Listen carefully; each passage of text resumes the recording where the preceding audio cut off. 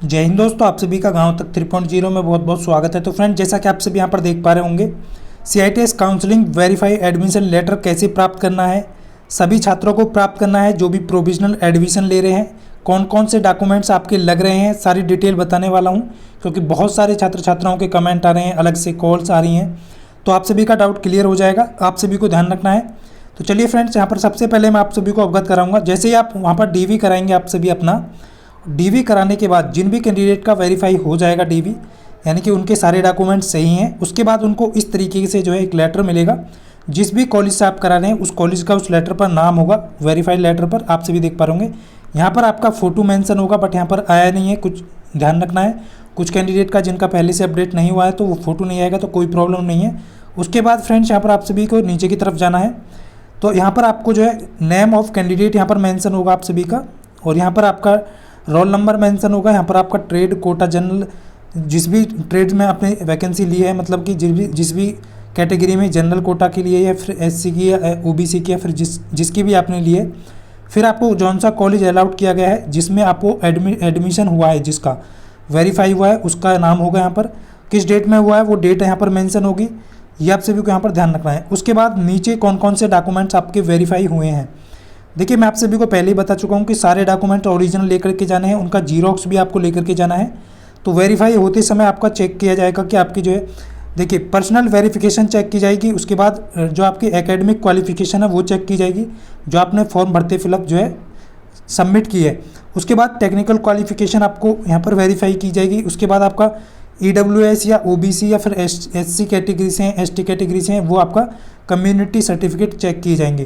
तो यहाँ पर जैसे आपका DV डॉक्यूमेंट वेरीफाइड हो जाएगा तो इस तरीके से आपको यहाँ पर लिखा आएगा।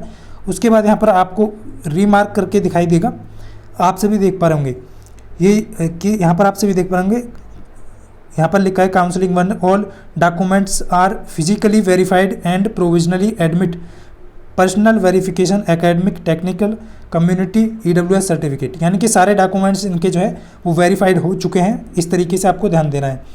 जब आपके सारे डॉक्यूमेंट वेरीफाई हो जाएंगे फ्रेंड्स, तो आप सभी को जो EWS SC ST के कैंडिडेट है ना, उनका फीस यहाँ पर नहीं लगेगा। EWS नॉट रिक्वायर्ड फीस यहाँ पर लिखा है, EWS फीस जो है नॉट रिक्वायर्ड, यानी EWS का कोई भी फीस यहाँ पर नहीं लगने वाला है, ना ही SC ST का लगने वाला है। इस चीज़ का ध्यान देना है। अब कुछ छात्रों के कमेंट आ रहे थे कि सर क्या OBC और जो अलग जो अदर कैंडिडेट हैं, जनरल वाले हैं, क्या उनका जो फीस है वो प्रोविजनल एडमिशन के टाइम पर लगेगा या नहीं। देखिए आप सभी को ध्यान देना है कि आपका जो मेन कॉलेज है, यदि आप उसमें एडमिशन कराने नहीं जा रहे हैं, यदि किसी अन्य कॉलेज, मान लीजिए कुछ छात्रों के कमेंट आ रहे थे सर चेन्नई अलाउट हुआ है, हैदराबाद अलाउट हुआ है, तो हम डॉक्यूमेंट कैसे वेरीफाई कराएंगे 3 दिन के अंदर। तो देखिए इसीलिए आपको मैंने बार बार बोला है कि आप वीडियो में ध्यान दीजिएगा क्या बोला जा रहा है।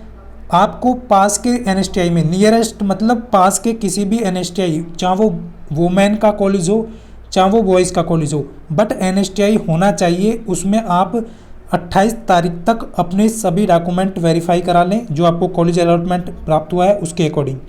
क्लियर है सभी का। फीस उनकी लगेगी जनरल OBC वाले जिनका मेन कॉलेज है। मान लीजिए आपको कानपुर अलाउट हुआ है और आप कानपुर में ही कॉलेज जो है प्रोविजनल एडमिशन ले रहे हैं, तो वहाँ पर आपको अपना फ़ीस जमा करना पड़ेगा। इस चीज़ को ध्यान रखना है। 1000-1500 रुपये आप लेकर के जाएँ, उससे ज़्यादा फीस वहाँ पर नहीं लिया जाएगा। बट वही कैंडिडेट जाएँ, क्योंकि 700 कुछ रुपये या 600 कुछ रुपये आपका यहाँ पर फीस जमा कटेगा। तो बट आपको यहाँ पर ध्यान रखना कि प्रोविजनल एडमिशन जो कैंडिडेट ले रहे हैं उनका कोई भी फीस यहाँ पर नहीं लगने वाला है। जो आपका मूल, आपका जो स्थायी कॉलेज होगा उसी में आपको फ़ीस जमा करना होगा। तो क्लियर है। जैसे कि मान लीजिए किसी कैंडिडेट को चेन्नई अलाउट हुआ है और वो नोएडा प्रोविजनल एडमिशन ले रहा है, तो उसका फ़ीस नहीं लगेगा, उसको अपना मूल जो स्थायी कॉलेज है उसमें ही फ़ीस लगेगा। क्लियर है, हो गया सभी का। इस तरीके से मोहर लगा करके आपको जो है वेरीफाइड लेटर मिल जाएगा। मान लीजिए आपका कॉलेज यहाँ पर जो है अब एडमिशन हो चुका है, अब आपको कोई भी दिक्कत नहीं है। कौन कौन से डॉक्यूमेंट्स लगे हैं, सबसे पहले आप सभी के पास रिजल्ट, मतलब एडमिट कार्ड है, तो वो एडमिट कार्ड की फ़ोटोकॉपी आपको लगेगी। सभी को ध्यान देना है, एडमिट कार्ड की फ़ोटोकॉपी लग जाएगी आपकी। उसके बाद यहाँ पर आप सभी को ध्यान देना है। उसके बाद नंबर 2 पे आपका रिजल्ट, जो आपने रिजल्ट डाउनलोड किया है वो रिजल्ट आपको यहाँ पर लगाना है। क्लियर है, 2 हो गया आपका। नंबर 3 पे आपका जो फीस पेमेंट स्लिप है, ध्यान रखना, नंबर 3 आपका फीस पेमेंट स्लिप आपको 3 नंबर पे आती है, वो आपको लगानी है इस तरीके से। ये आप सभी ने डाउनलोड कर ली होगी। 3 हो गया नंबर 3। नंबर 4 पे डॉक्यूमेंट्स आपका लगने वाला है जो कॉलेज अलॉटमेंट हुआ है आपको। इसके अलावा यहाँ पर आप ध्यान देना है, इसके जिनके पास ये नहीं होगा उनका एडमिशन नहीं होगा, तो ये आप सभी को ध्यान रखना है। नंबर 4 पे आपका जो होता है कॉलेज अलॉटमेंट लेटर, तो ये भी आपको लेकर के जाना है, इसी से आपका एडमिशन होगा। नंबर 4 हो गया, क्लियर है। अब नंबर 5 क्या है फ्रेंड्स आपका, और इनकी जीरोक्स आपको 2 रखनी है, क्योंकि जो स्थायी कॉलेज होगा उसमें भी आपको जमा करना है। ये नहीं है कि एक ही बार निकाल दिया जमा कर दिया फिर सर हमारे पास तो नहीं है। नंबर 5 पे आता है मेडिकल सर्टिफिकेट। अब मेडिकल सर्टिफिकेट को लेकर के मैंने अभी मॉर्निंग में आप सभी को पता है कि मैंने जो फॉर्म कैसे भरना है आपको एडमिशन के टाइम पर उसका एक वीडियो बनाया था। तो जो विवाहित हैं यानी जिनकी शादी हो चुकी है और वो महिलाएं हैं, उनको नॉन प्रेगनेंसी का जो है मेडिकल सर्टिफिकेट यहाँ पर प्रोवाइड करना होगा। ध्यान रहे, अभी नहीं बनवा पा रहे हैं, करंट में नहीं बन पा रहा है, तो आप सभी जो है क्या करेंगे, प्रोविजनल एडमिशन ले सकते हैं। उनको बोल देना कि हम जो स्थायी जो कॉलेज है हम वहाँ पे प्रोवाइड कर देंगे, बट अभी हमसे नहीं हो पाया है, या फिर हम इतने दिन के अंदर आपको प्रोवाइड कर देंगे। तो ये आप सभी को ध्यान रखना है, बट अच्छा रहेगा कि आप पहले ही बनवा लें। अभी आपके पास 2 दिन शेष और हैं, तो क्लियर है सभी कैंडिडेट को। और बॉयज़ का तो यही लग जाएगा, जितने भी कैंडिडेट है जो सिंगल है सभी का यहाँ पर ध्यान है, क्लियर है। गर्ल्स का भी लग जाएगा, जो सिंगल है उनका यही लग जाएगा, ठीक है। ये आपका मेडिकल सर्टिफिकेट हो गया। नेक्स्ट आपका फ्रेंड्स आधार कार्ड। नंबर 6 है आपका, आप सभी देख पा रहे होंगे, नंबर 6 पे आपका आधार कार्ड। आधार कार्ड का फोटोकॉपी लगेगा आपका दोनों का, दोनों साइड से, मतलब फोटोकॉपी होना चाहिए। ये हो गया 6 नंबर। नंबर आता है 7 और 8। 7 आता है आपका जो हाई स्कूल या 10th के बाद आपने ITI किया है वो लगेगा आपका, 7 नंबर पे हो गया। 8 नंबर पे आपका आ गया डिप्लोमा या ITI जो भी है आपका वो लगेगा। नंबर 10 आता है आपका यहाँ पर, सॉरी ये 8 हो गया। नंबर 9 पे आता है आपका कास्ट सर्टिफिकेट। यदि आपके पास EWS कैटेगरी से हैं तो EWS का होना चाहिए कास्ट सर्टिफिकेट। OBC से हैं आप तो OBC का होना चाहिए। PWD कैंडिडेट है तो PWD कैंडिडेट का होना चाहिए। एक्स सर्विसमैन है तो एक्स सर्विसमैन का होना चाहिए। सेंट्रल का नहीं है, स्टेट का आपके पास में है तो करंट में आप स्टेट का ले जाएं, एडमिशन हो जाएगा। बट जब आपको फाइनल स्थायी कॉलेज में जाना है जब, तो वहाँ पर आपको सेंट्रल का देना पड़ेगा, क्लियर है। सभी को क्लियर हो गया, ये आप सभी को ध्यान रखना है। और साथ में आपको 2 पासपोर्ट साइज के फ़ोटो लेकर के जाने हैं, क्लियर है। आपको सभी को ध्यान देना है, फ़ोटो जरूर लेकर के जाएं सभी कैंडिडेट। तो क्लियर है, लगभग आप सभी को सारे डॉक्यूमेंट्स मैंने यहाँ पर बता दिए हैं। ये आप सभी को वेरीफाई कराने होंगे सारे ओरिजिनल डॉक्यूमेंट, जैसा कि आपका हाई स्कूल की जो मार्कशीट है, आपका ITI का डिग्री जो डिप्लोमा है उसका सर्टिफिकेट है, वो सभी को EWS ओरिजिनल होना चाहिए, वो वेरीफाई कराना होगा। सारे डॉक्यूमेंट्स ओरिजिनल भी वेरीफाई कराने हैं और उनका जीरोक्स आपको वहाँ पर जमा हो जाएगा। बाकी सारे डॉक्यूमेंट्स आपको वापस कर दिए जाएंगे। तो क्लियर है। अब यहाँ पर आप सभी को ध्यान देना है, कुछ छात्रों के कमेंट आ रहे थे कि सर कॉलेज जो है वो फर्स्ट चॉइस का नहीं मिला है तो क्या करना होगा।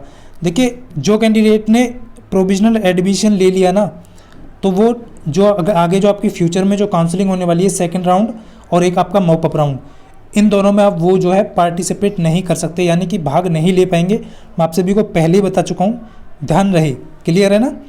वही भाग ले पाएंगे। बट यहाँ पर आपको ध्यान देना है, यदि आप प्रोविजनल एडमिशन ले लेते हैं तो केवल ट्रांसफ़र की जो प्रक्रिया होगी उसी में आप भाग ले पाएंगे, लेकिन सेकंड काउंसलिंग में भाग नहीं ले पाएंगे। अब वो कैंडिडेट जिन्होंने प्रोविजनल एडमिशन नहीं लिया है, मान लीजिए उनको फर्स्ट चॉइस प्राप्त नहीं हुआ है, सेकंड प्राप्त हुआ है और वो प्रोविजनल एडमिशन नहीं लिए हैं, तो वो सेकंड राउंड में भाग ले सकते हैं, क्लियर है। ये आपका डाउट क्लियर हो गया होगा। अब EWS का कुछ छात्रों का कमेंट आता है, सर कौन सा लगता है, उत्तर प्रदेश का लगेगा या सेंट्रल का लगेगा। देखिए, EWS आपका स्टेट का होता है, सेंट्रल का कोई EWS नहीं है। तो आपकी जो राज्य सरकार ने आपको बना करके दिया है वही EWS आपका लगने वाला है, क्लियर है। सभी कैंडिडेट को ध्यान देना है। तो ये आप सभी का हो गया है, सारे डाउट क्लियर है। सारे आपको जो है वेरीफाइड लेटर आपको प्राप्त हो जाएगा। जैसे आपके डॉक्यूमेंट वेरीफाई होंगे उसको आपको संभाल के रखना है। जो आपका स्थायी कॉलेज होगा जिसमें आपका फाइनल एडमिशन होगा उसमें आपको उसको जमा करना है, और सारे जीरोक्स और ओरिजिनल डॉक्यूमेंट्स उस टाइम पर ले जाने हैं जब आपकी क्लास स्टार्ट होंगी, उसी टाइम पर आपका फाइनल एडमिशन हो जाएगा। तो क्लियर है। उम्मीद करता हूँ फ्रेंड्स आप सभी समझ पाए होंगे। और जितने भी कैंडिडेट की क्वेरी आ रही है कमेंट करके आप सभी बता सकते हैं क्या प्रॉब्लम है। नेक्स्ट वीडियो लेकर के आऊँगा, किस टॉपिक पर लेकर के आऊँ, क्योंकि बहुत सारे कैंडिडेट बार बार कॉल करके जो है परेशान करते हैं। तो फ्रेंड्स ऐसा ना करें। तो ये आप सभी के लिए जानकारी थी जो मैं आप सभी को दे पाया हूँगा। मिलता हूँ फ्रेंड्स नेक्स्ट वीडियो में, तब तक के लिए सभी को जय हिंद, वंदे मातरम।